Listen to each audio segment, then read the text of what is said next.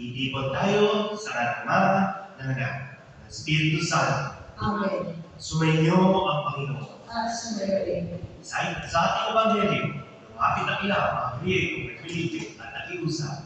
Ibig namin makita si Jesus. Ito ang hangarin ng bawat Kristyano, lalong-lalo na ngayong panahon ng Kwaresma. Pinutungkol sa hangarin natin ito, inahayag ni Jesus ang tungkol sa oras ng kanyang kaluwalhatian at tumutukoy sa kanyang kamatayan at muling pagkabuhay. Ang kaluwalhatian ni Jesus ay napayagang di lamang sa kanyang muling pagkabuhay, kundi pati sa kanyang pagpapakasal. Mga kapatid, upang tayo maging marapat sa ating banal na pagdiriwang, aminin natin ang ating mga kasalanan. Inaamin ko Sa makapangyarihan ng Diyos at sa inyong mga kapatid, na lubha ako nagkasala sa isip, sa salita at sa gawa, at sa aking pagkukulang. Kaya isinasamo ko sa mahal na Birheng Maria, sa lahat ng mga anghel at mga banal, at sa inyong mga kapatid, na ako'y ipanalangin sa Panginoong aming Diyos. kawa tayo ng mapangyarihan Diyos, matuwarin tayo sa ating mga kasalanan, at matubayan tayo sa buhay na walang hanggan. Amen.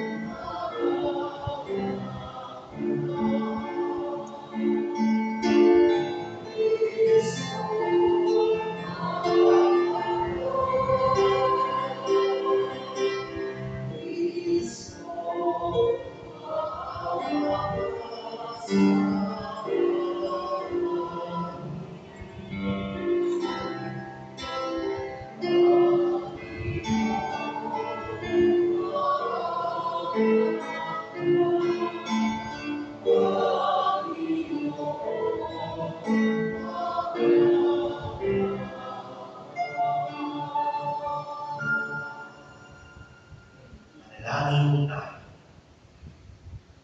Manalangin mga pangyarihan, alang-alang sa dakilang pag-ibig ng iyong anak, na siya nagusod, mamahalin niya ang lahat, ang pagkusa niya, pinakong mamatay para sa sanlibutan.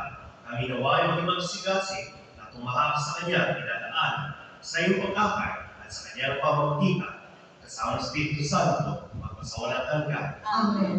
Ang pagpapahirap ng salita ng Diyos.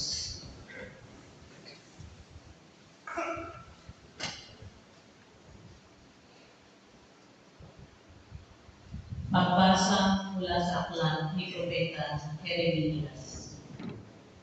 Sinasabi ng Panginoon, darating ang panahon na gagawa ako ng bagong pakikipagtipan sa Israel at sa Juda.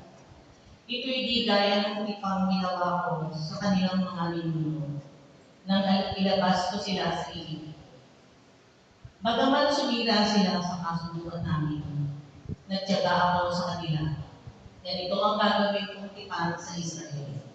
Itatalim ko sa kanilang kalooban ang aking kautusan. Isusulat ko sa kanilang mga puso. Ako yung magiging kanilang Diyos, at sila ang magiging bayan ko. Hindi na nila kailangang turuan ang isa't isa upang makilala ang Panginoon. Lahat sila, dakilang hamak, ay makakakilala sa akin, sapagkat patatawarin ko sila sa kanilang maling gawain, at hindi ko na uulitin pa ang kanilang kasalanan. Ang salita ng Diyos. Salamat sa Diyos. Diyos ko sa aking likhain, tapat na puso't loobin. Diyos ko sa aking likhain, tapat na puso, loobin. Ako'y kaawaan o mahal kong Diyos, sang-ayon sa iyong kagandahang loob. Mga kasalanan ko'y iyong pag-ibig, ayon din sa iyong pag-ibig sa akin. Linisin mo sana ang aking kalumihan, at ipatawad mo rin kasalanan. Diyos ko sa aking likhain, tapat na puso at loobin. isang pusong tapat sa aking likhain. Bigyan mo, O Diyos, ng bagong damdamin. Sa iyong harapan, huwag akong alisin ang Espiritu mo, ang papagaliin. Diyos ko, sa aking likhain, tapat na puso at loobin. Ang galak na dulot ng iyong pagliligtas, ibalik at ako ay gawin mong tapat. Kung magkagayon na aking tuturuan, sa iyo lumapit ang makasalanan. Diyos ko, sa aking likhain, tapat na puso at loobin.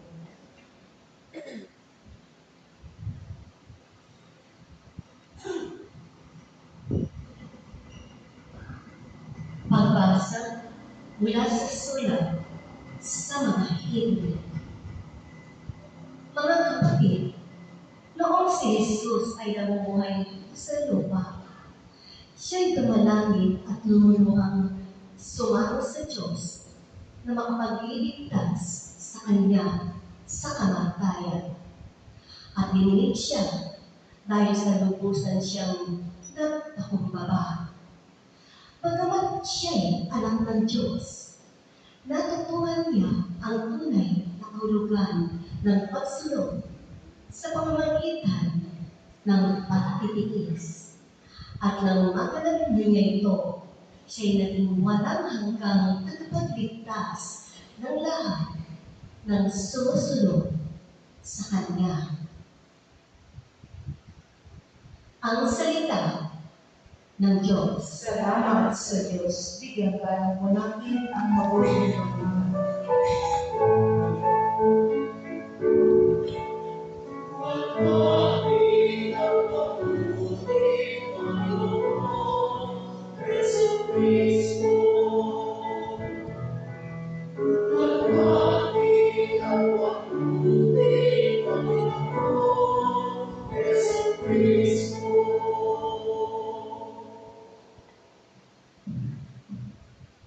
Sumainyo ang Panginoon.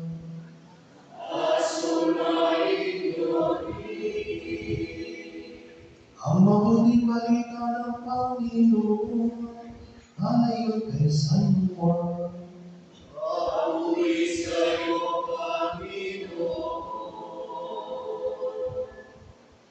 Noong panahon iyon, kabilang ilan na religo sa mga pumunta sa pista upang sumamba, lumapit sila kay Felipe na taga Betsaida, Galilea, at nakiusap, Ginoo, ibig mo namin makita si Jesus. Sinabi ito ng Felipe kay Andres at silang dalawa ay lumapit kay Jesus at pinaalam ang kahilingan ng mga iyon.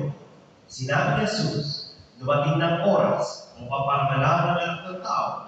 Tandaan ninyo, malibang mahulog sa lupa ang butil ng trigo at mamatay, mananatili ito nag-iisa. Ngunit kung mamatay, ito'y mamumunga ng marami.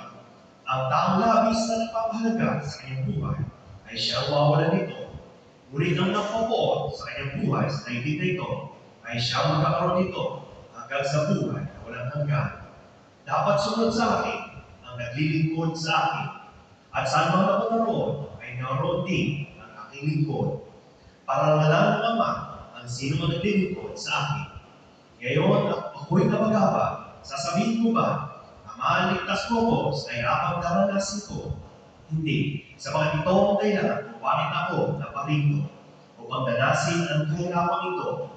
Ama, parangalan mo ang iyong pangalan. Isang titik mula sa langit ang sabi, pinarangalan ko na ito at muli ko parangalan. Narinig ito ng mga taong naroon at sinabi nila, humulog.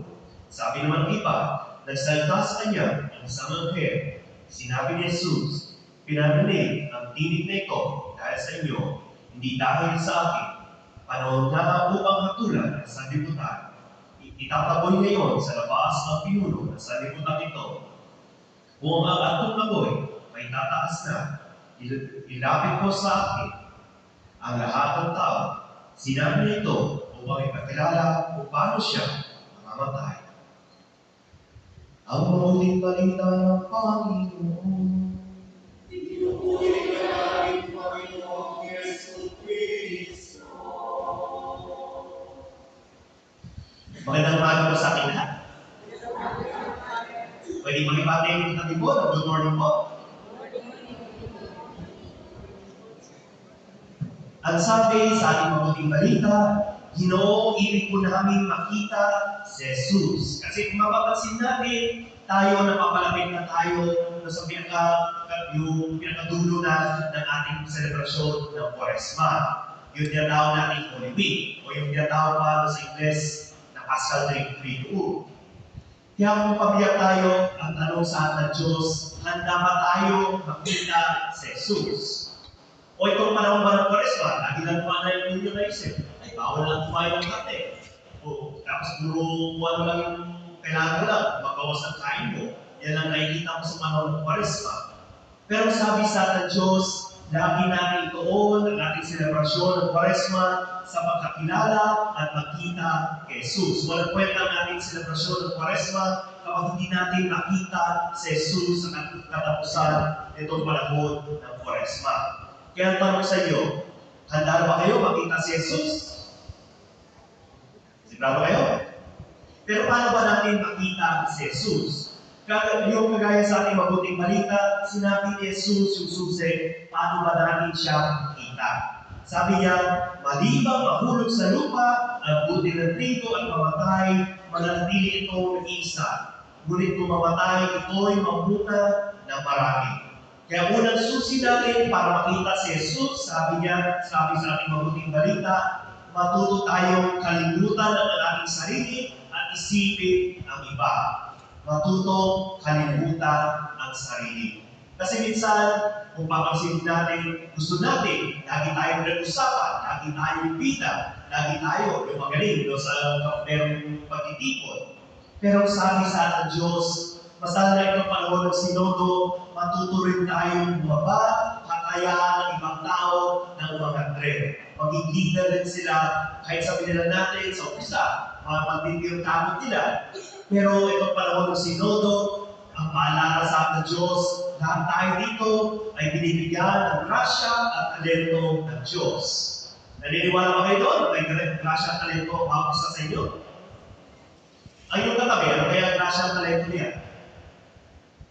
Matulog na nakatilan yung mata? May pagchismisan? Mag-away? Ano kaya yung talento niya? Pero sabi sa ating Diyos sa mga panahon na ito, lahat tayo dito ay binigyan ng grasya at talento ng Diyos. Kaya ang unang paalala niya sa atin, huwag bumalitin ang iyong sarili. Lahat tayo dito ay binigyan ng grasya dahil tayo dito ay anak ng Diyos. Kahit hindi ka, sabihin natin, hindi ka nakatapos hindi ka naging authority, hindi ka naging doktor, hindi ka naging architect. O sabihin natin, normal ka ng mamayan, ikaw ay binigyan pa rin ng grasya ng Diyos. At hindi mo kailangan patunayan ang iyong sarili para maging karapat-dapat sa grasya at biyaya ng Diyos. Kaya nga sabi sa atin, kalimutan ang sarili at isipin ang iba. Pero lahat tayo na binigyan ng grasya ng Diyos, kailangan natin maglaho upang mamunan. Kagaya ng gano'n, kung pamilya tayo sa nangyari sa ating synodal consultation, isa sa mga nakita sa ating consultation, maraming mabuwag. 4 na buwang ang nakita natin. Pero isang matulog na buwang sa atin, kung hindi ang tawag na gap, ay ang gap ng leader, pati ng mga mananampalataya. O sa madaling salita, kahit kami mga pare, minsan kailangan rin namin ingatan, kami ba ang naging hadlang para makita ninyo si Kristo? Kasi minsan kami rin naging sanay ng mga tao, ay, si Father, nandiyan naman na. Paala na siya magkano para din sa simbahan. Siya nagbuha ng mga programa. Kami, sunod na lang trabaho natin. Pero ang sabi rin sa ating Diyos, huwag mong balitin ang iyong sarili. Itong panahon ng Sinodo, lahat tayo dito ay bida. Lahat tayo dito ay importante. Kaya isang paalala niya sa atin, huwag mong balitin ang iyong sarili. Kung ikaw ngayon, sabi natin, miyembro pa lang, trabaho lang, sunod na, o puro mo lang ginagawa mo, darating rin ang panahon, makikita mo rin may surpresa sa iyo ang Diyos. Mamaya ikaw naman nandito sa ating ambo, at ikaw naman nagbibigay ng seminar, nagbibigay ng formation sa ating simbahan. Pangalawa, Kung ang una, sabi sa atin, kalimutan ang sarili at isipin ng iba para makita natin si Kristo. Ang pangalawa naman, kalimutan ang lumang kaugalian at lumabas upang makita si Kristo. Kasi ang problema natin, kapag pinag-usapan na natin simbahan, minsan naisip lang natin itong gusali na ito. Sa loob nitong simbahan, gusali na ito, dito mo makikita si Kristo. Pero ang tanong ba sa iyo, dito lang ba nakatira si Kristo sa gusali na ito ng bato? O posible na rin ba si Kristo sa labas nitong gusali na ito? Kasi minsan, naisip lang natin, kapag tayo pinag-usapan ng ating simbahan, ito lang gusali ng bato na ito. Pero paalala sa ating Diyos, matuto tayong lumabas at magkasalubong si Kristo sa laylayan ng ating lipunan. Pumunta ka sa Smoky Mountain. Pag makita mo doon si Kristo, ibig sabihin yan, talagang Kristyano ka at talagang nagdadasal ka. Kung pumunta ka sa mga squatters area natin, sa mga depressed area natin, pag nakita mo si Kristo, ibig sabihin lang yan, tunay ka na nagdadasal. Kaya nawa, lagi natin isipin, ang ating Panginoon hindi na dito sa gusaling bato na ito. Pero kahit sa labas, sa gusaling bato na ito, matatagpuan natin at makikita natin si Kristo. Kaya yan ang imbitasyon sa ating Diyos sa mga panahon na ito. Huwag tayong masanay, makita lang si Kristo dito sa loob ng ating simbahan. Pero kahit sa labas ng ating simbahan, doon rin nalalahan ang ating Panginoon. Kahit sa inyong mga tahanan, kung pumunta kayo sa inyong opisina, naway makita ninyo si Kristo. Nasaan man kayo pumunta. Kaya nawa sa pagpapatuloy ng ating pagdiriwang ng ating misa, hilingin natin sa Diyos, kagaya ng sabi ng mga apostol, Ginoo, ibig mo namin makita si Jesus. Naway itong panahon ng Kwaresma, makita natin ang mukha ng ating Panginoon. Amen.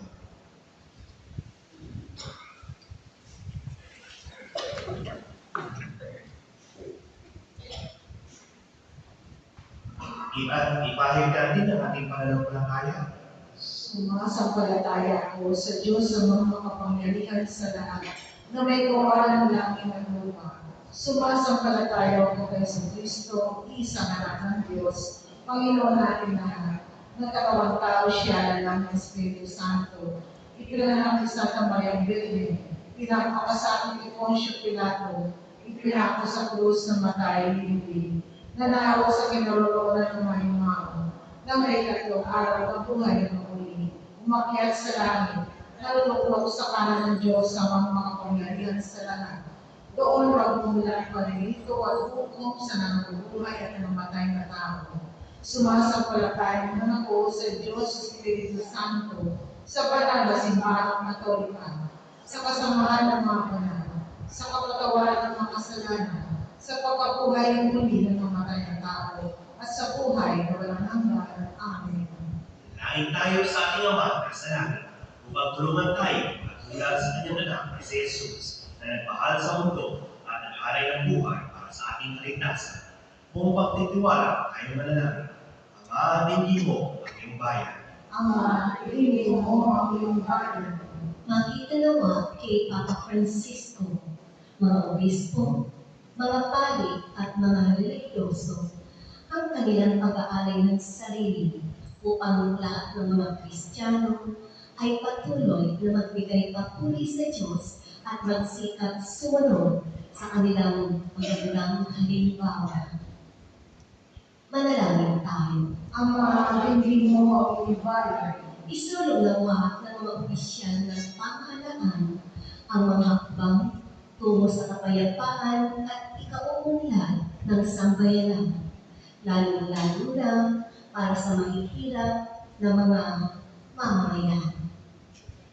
Manalangin tayo. Ama, hindi mo ang iyong bayan. Maglaan nawa kami ng panahon para sa taimtim na pakikinig at pagsunod sa mensahe at diwa ng salita ni Kristo. Manalangin tayo. Ama, hindi mo ang iyong bayan. Pakinggan nawa namin ang hamon ni Kristo na kami maging bukas palad at mapagpatawad sa aming mga kapwa tungo sa landas ng pagbabagong buhay. Manalangin tayo. Ama, ibigin mo ang iyong bayan. Tanggapin nawa sa kaluwalhatian ng langit ang aming mga mahal sa buhay na pumanaw na mula sa daigdig na ito, pati na rin ang mga taong namatay na walang nakakaalala. Manalangin tayo. Ama, ibigin mo ang iyong bayan. Manaming nasa langit, hindi mo mapanalangin ang iyong sambayanan. Tulungan mo kami maging magkalinga sa aming mga kapwa upang kami ay maging karapat-dapat sa kaloob mo buhay na walang hanggan. Hiling namin ito sa Panginoon Kristo, aming Panginoon. Amen.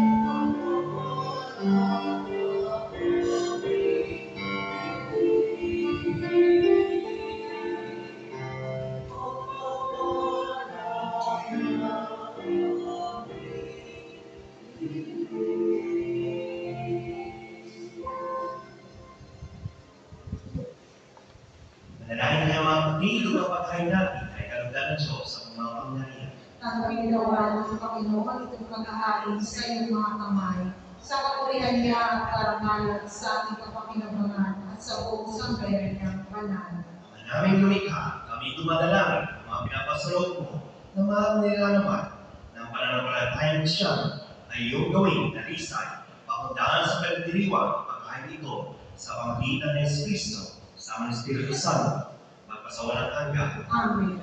Sumainyo ang Panginoon. At sundin rin, Itaas sa Diyos ang iyong puso't diwa. itaas na namin sa Panginoon, Pasalamatan natin ang Panginoon ating Diyos. marapat na siya ay pasalamatan. Ang aming pangpangyarihan, kung nang marapat na ikaw ang aming pasalamatan sa pamagitan ng Kristo na aming Panginoon, sa pagpapasakit ng giliw mong anak, ang sa katauhan ay minarapat mo, mapahayag ng iyong dakilang pag-ibig sa lahat, na paunais mo, usin ng Mesiyas, sa harapan iyo, kadakilaan, kapos ang dila namin, saysay sa pag-ibig na mapangyarihan, sa krus ay tinangkay, sa krus pinasyang pakawain ng mga tao, sa krus ng tagumpay ang pinakang Kristo. Sa kaya kaysa ng anghel, nagsisiyaw at papuri sa iyo, nang walang kumpay sa kalangitan, kami nagbubunyi sa iyong kadakilaan.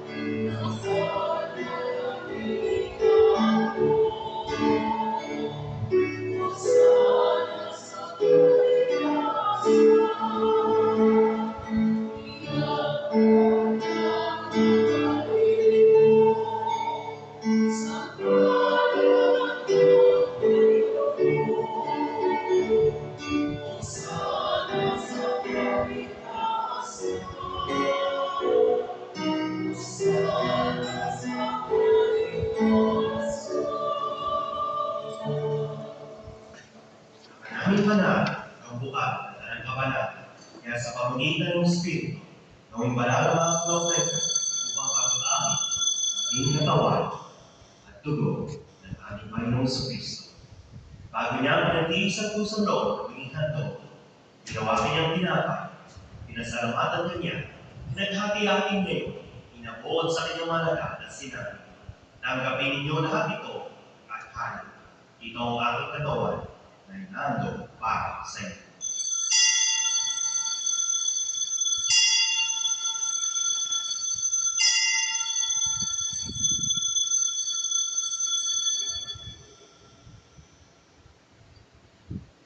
Hindi naman, matapos ang hapunan, ginawa kanyang kalis, hindi kanyang pinasalamatan, inabot niyang kalis sa kanyang malaga at sinabi, tanggapin ninyo lahat ito at inumin. Itong kalis na aking dugo, ng bago at walang kagutipan, aking dugo na ipus, para sa inyo at para sa lahat, para sa ipagpapatawad ng mga kasalanan. Gawin ninyo ito sa pagkalaan sa akin.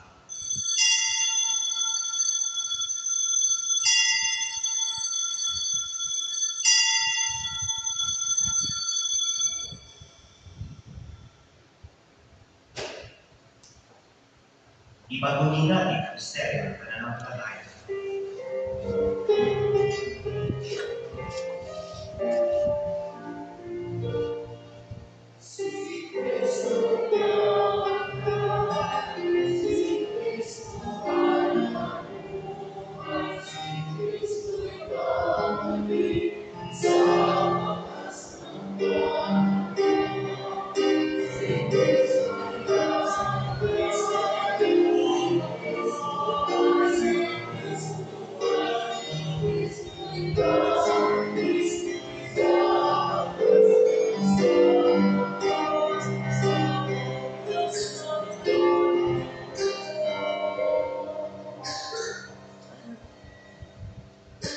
Ang ginagawa namin ngayon ang pag-aalala sa pagkamatay at muling pagkabuhay ng anak. Kaya inaalay namin sa iyo ang tinapay na nagbibigay buhay at ang halis na nagkakaroon ng kaligtasan. Kami nagpapasalamat dahil kami manarapat na tumayo sa hapon para maglingkod sa iyo. Isinasama namin kami magsalo-salo sa katawan ng Dugo ni Kristo ay mapaproud sa pagkakaisa sa pamagitan ng Espiritu Santo. Amahan natin mo si Pangalagan sa buong daigdig. Puspusin mo kami sa pag-ibig kay San Francisco na aming Papa, Pablo Virgilio na aming Obispo, at ang tanang kaparian. Alahan mo rin ang mga kapatid ng talintay, may pag-asay sila ay muling mabuhay. Kaya hindi na lahat mga pumanaw, kawan mo sila patuloy sa iyong kaliwanagan. Kawan mo ang pagdapat ng lahat magsalo sa iyong buhay na walang wakas. Kaysa ng mga Nagaling Maria na ng Diyos, kaysa ni San Jose na kabiyak ng kanyang puso, kaysa ng mga apostol at mga banal na nabuhay din sa titig ng kalulugod sa iyo, may pagdiwang ako namin at pupuri sa karangan mo sa pamagitan ng anak na aming Panginoon sa Kristo. Sa pamamagitan ni Kristo, kasama niya sa Kanya, ang lahat ng parangal at papuri ay sa iyo, Diyos Ama, makapangyarihan, kasama ng Espiritu Santo, magpasawalang hanggan.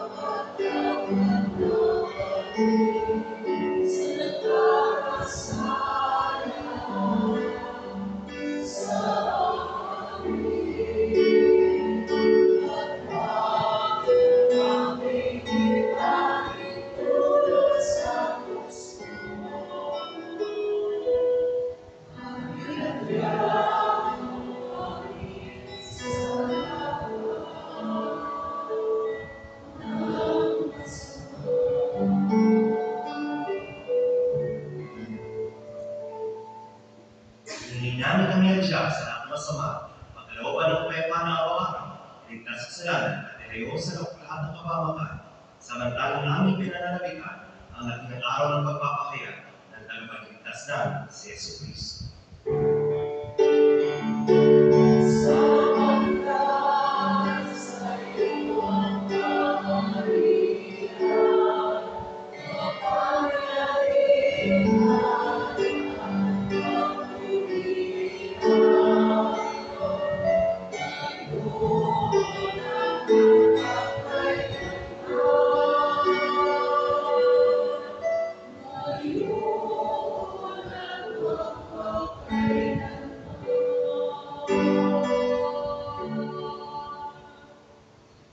Sa Kristo, sinabi sa mga apostol, kapayapaan ang iniwan ko sa inyo, ang aking kapayapaan binibigay ko sa inyo. Tungayan mo aming pananampalataya, at huwag ang aming magkakasala. Pagkalooban mo kami, ang kapayapaan ng pagkakaisa, ayon sa iyong kalooban, kasama ng Espiritu Santo, magpasawa ng hanggan. Amen. Ang kapayapaan ng Panginoon ay laging sumayo. At sumayo. Magbigay kayo ng kapayapaan sa isa't isa.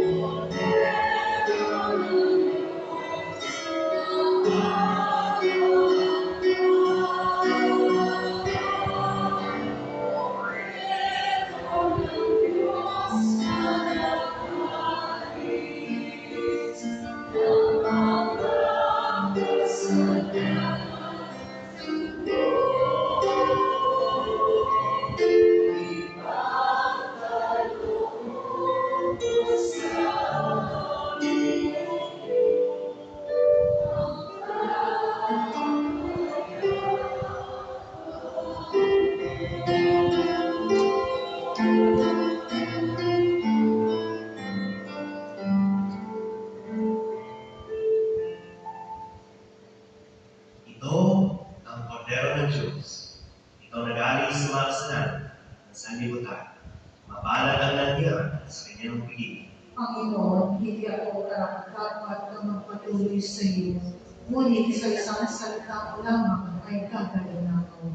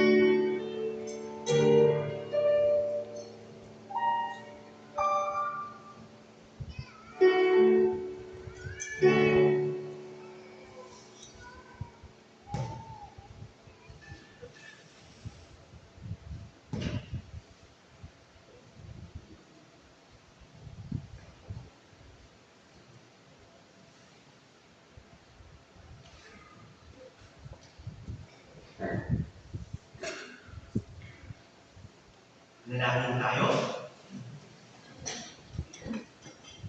Ama naming mapagmahal, kami na kinabang sa katawan at tubo ng iyong anak ay makabilang gawa lagi sa mga kaamit niya na namamagitan kasama ng Espiritu Santo magpasawalang hanggan. Amen. Sumainyo ang Panginoon. Asumin. Nagsigo kayo ang maglagawan ng pagbabasbas. Ama namin mapagpala, basbasan mo ng sigla ng iyong sambayanan sa pagsunod sa iyong kalooban, sa diwa ng iyong pag-ibig, at sa tulong ng iyong lakas, matapat naman nila sundin ang loob mo sa pagmamahal sa kapwa-tao, sa pamagitan ng Kristo, sa Espiritu Santo, magpasawalang hanggan. Amen. At pagpalain kayong lahat ng mga pangyariang Diyos, Ama, Anak, at Espiritu Santo. Amen. Tapos na ating misa, kumain kayo sa pag-ibig ni Kristo. Salamat sa Diyos.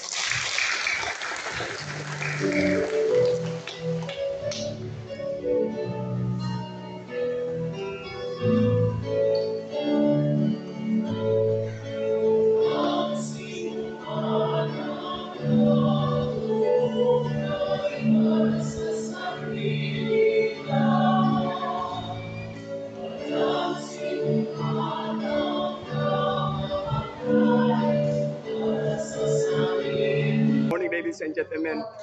Please subscribe my YouTube channel, Cap EB People TV. Thank you and God bless.